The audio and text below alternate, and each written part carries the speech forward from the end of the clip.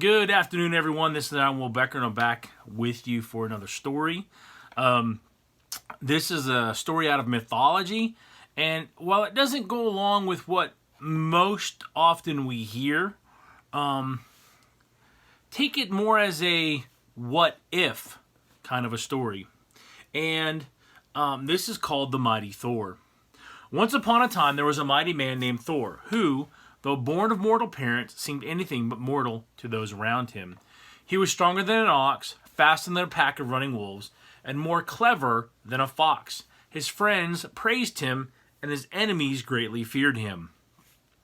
One of his greatest admirers was his brother Loki. Loki believed that Thor was destined for greatness, but not simply the greatness of men, but the greatness of the Norse gods. He believed that Thor's prowess would impress even the Ice Kings. Thor was a bit more skeptical, but after much coaxing and reassuring on the part of Loki, he agreed to approach the Ice Kings to demonstrate to them what he was capable of. And so a great journey to travel to the mountains where the throne of the Ice Kings awaited began. Thor, with his brother Loki, completed the journey in but a few weeks, despite the attacks of bandits, goblins, dwarves, and dragons, encounters that any other man might have called an adventure.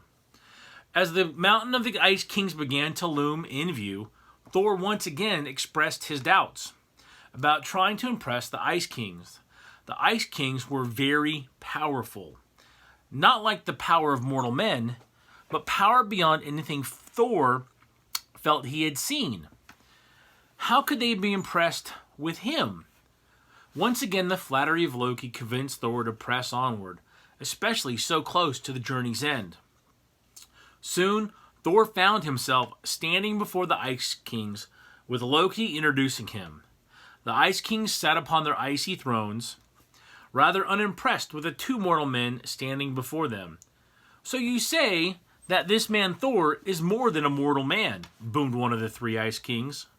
The other two began to laugh. "Yes, my lords," Loki continued. "Thor is stronger than any ox, faster than a pack of wolves, more clever than a—" "Please, spare us the rhetoric," laughed one of the Ice Kings. "Actions speak louder than words," added another.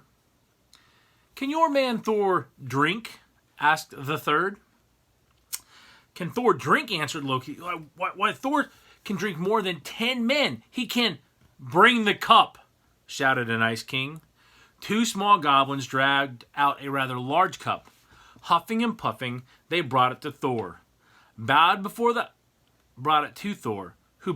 the Ice Kings, and then they left.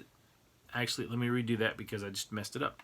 Two small goblins dragged out a rather large cup. Huffing and puffing, they brought it to Thor, bowed before the Ice Kings, and then left in a rush. "Drink up this cup, if you can," sneered an Ice King. Thor almost laughed out loud. It was a rather large cup, but Thor had drunken more in his time. He lifted the cup and began to drink, and he drank, and he drank, and he drank some more, until his belly was full, and at last he could drink no more.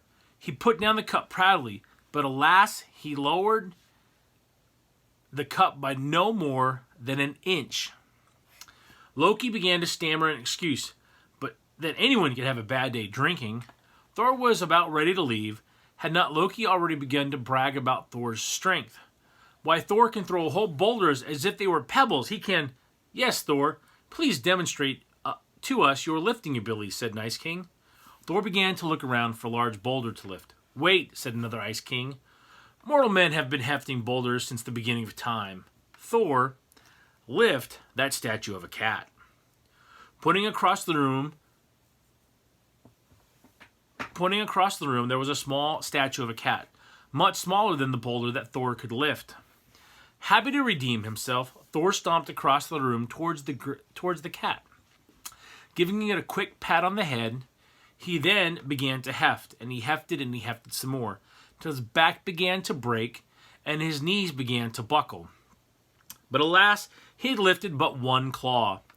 Hurt and broken, Thor began to leave, but Loki was already discussing the awkwardness of trying to lift such a strangely shaped statue. If you could but see Thor wrestle, Loki continued.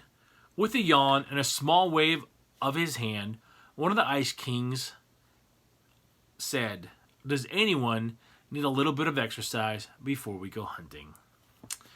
In walked an old hag. She looked to be on the verge of death, with her back bent and her body so fragile. Ah, yes, she will do, laughed an Ice King. Insulted Thor turned to leave, but Loki promised him that by the time the word reached back home, she would be an ogress. And so the match began. Thor tried his takedown, but to no avail. Like lightning, the old crone easily dodged poor Thor. He then put her in a full Nelson, which shrank to a half Nelson, then a quarter, and then none. Who has got me into this? Thor thundered.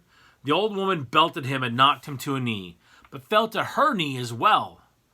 Thor picked himself up and left. Loki quickly followed after him, preparing ways to revise the story so as not to make Thor look so bad. Loki, I told you, Thor thundered. A mere mortal such as I could never impress the Ice Kings. And so Thor spent the rest of his life in humiliation, always believing that he was not a true hero after all, but only a make-believe legend of no more worth than a myth. But back in the Ice Mountains, the Ice Kings were shivering in their thrones. They shivered not because of the cold, but because they had seen their worst nightmare.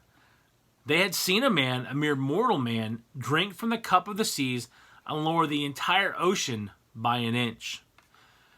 And they had seen the same man attempt to lift the cat of the world and lift the whole northeast corner.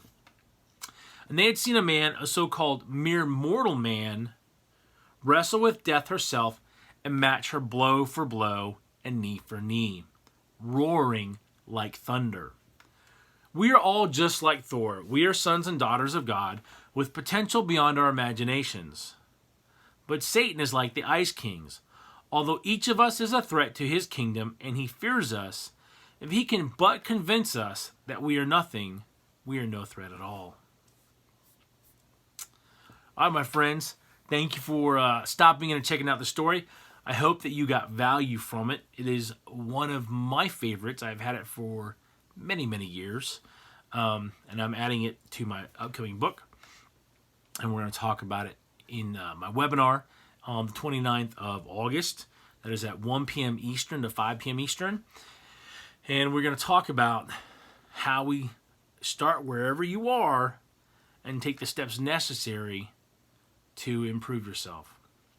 Now, it is $250 per site, so if you have a family that wants to get together, or if you have friends, or you have a pastor that wants to set it up, the Zoom, the links will be below. Please register at events at turningleafs, leafs.com, and the PayPal link is there, just so that I make sure that I can get you the soft copies of the stories and the quotes that I'm putting together for this event. All right, my friends, I hope you guys go out and make it a great day. Make it a great week. I will talk to you later.